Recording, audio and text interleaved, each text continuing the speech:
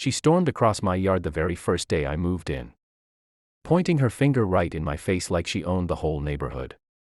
"You can't stay here. Pack your things and get out. This is HOA property. And I run it." Her voice was so sharp the workers unloading my boxes froze mid-lift. I looked around at my brand new home, the one I had signed papers for just last week, and couldn't believe what I was hearing. I told her calmly, "This house is not in your HOA. You have no power here." But she laughed in my face, pulling out a stack of papers that looked like official notices. See. Violation number 1, parking a truck on the driveway. Violation number 2, unapproved moving day. She slapped the paper against my chest.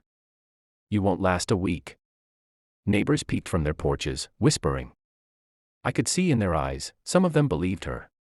She had that fake confidence, that tone that makes people doubt themselves. She waved her phone at me, saying, "Don't test me. I'll call the cops right now and have you removed." I stood still, hiding the truth I wasn't ready to show yet. Inside, my blood boiled, but I kept my voice steady. "Call whoever you want. Just know this land doesn't belong to you." Her eyes narrowed like she didn't expect resistance. "We'll see about that," she hissed, dialing her phone. And that was the moment I realized she wasn't bluffing. She really was going to drag me into a war I hadn't even started. The police car pulled up faster than I thought it would. Sirens off, lights still flashing. The officer stepped out and walked straight to Karen like they were old friends. She didn't waste a second, pointed right at me and yelled, "That's him. He's trespassing. He broke into this house. Arrest him before he hurts someone." The officer glanced at me, then back at her, already reaching for his notepad. My stomach twisted. This wasn't just some neighborly argument. Anymore, she was trying to brand me as a criminal in front of everyone. Neighbors gathered on sidewalks, some recording with their phones. I could hear whispers. "Is he really squatting?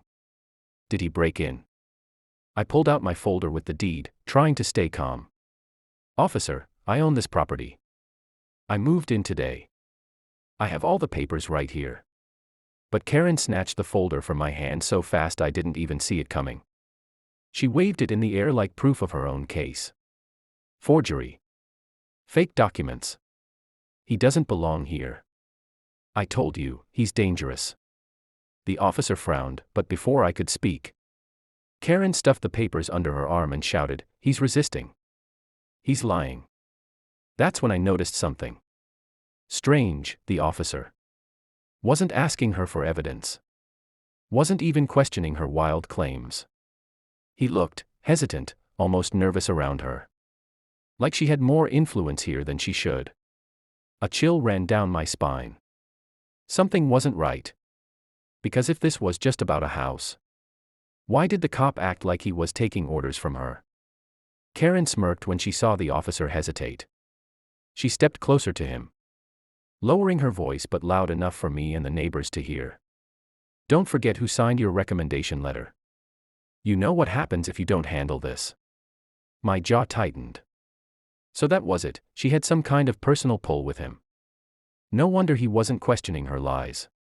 He turned to me and said, "Sir, I need you to step away from the property until we sort this out."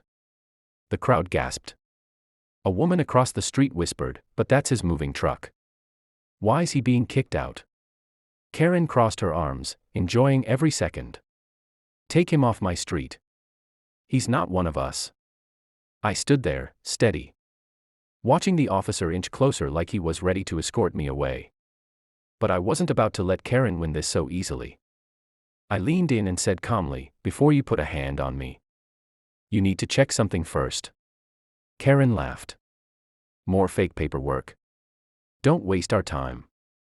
I pulled out my phone, tapped the screen, and played a video. The neighbors leaned in as the audio filled the air. It was Karen's voice, clear as day. Recorded from the doorbell cam just minutes earlier, "You won't last a week here.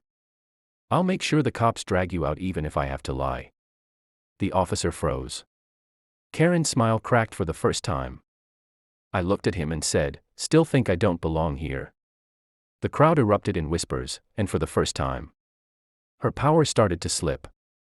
Karen's face went pale for just a second, but she snapped back fast, screaming louder than ever to cover the damage. "That video is doctored. He hacked my voice. This man is dangerous." She grabbed the officer's sleeve, shaking it like a spoiled child demanding candy. "Arrest him now or I'll make sure you never work in this town again." The officer looked torn, sweat forming on his forehead as neighbors pressed closer with their phones out, recording every second. One man muttered, "That didn't sound fake to me."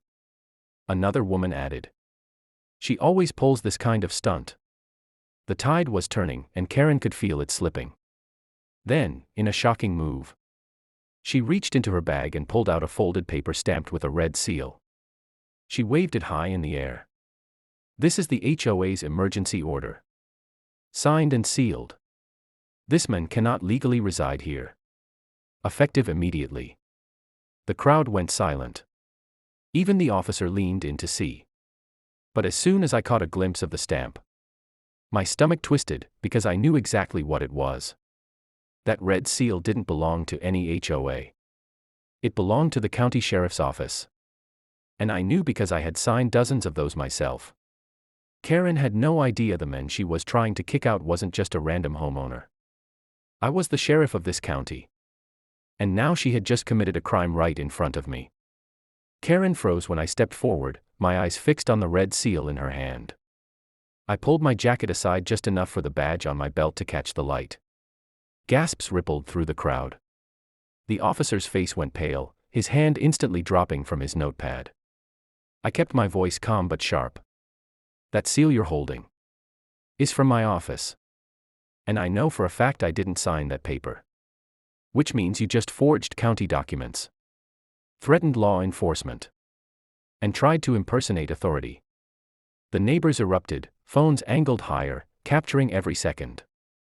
Karen stuttered, her fake authority crumbling. "And no, it's not what it looks like. I was only trying to." "Trying to what?" I cut her off. "Kick a homeowner out of his own property. Spread lies. Abuse a community that doesn't even fall under your HOA." I stepped closer, my voice carrying over the crowd. "You called the wrong cops today. Because I am the sheriff." The officer with her looked down in shame, realizing he'd nearly played along with her scheme.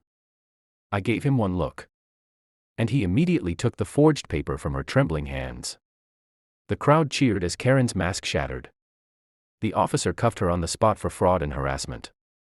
Her screams echoed through the street, but nobody defended her now. Neighbors who once stayed silent were clapping. Relieved someone finally stood up to her reign of control. I turned to them and said simply, "No one, not even a fake HOA queen, gets to decide who belongs here. This is America. We don't bow to bullies." My moving truck still sat in the driveway, boxes waiting. But as I looked around at the smiling faces of neighbors who finally saw justice, I felt no rush. Karen was gone. My home was safe. And this community had just learned something important. I didn't fight for this county, for this land, just to be told I couldn't live on it. And now, not even Karen could take that away.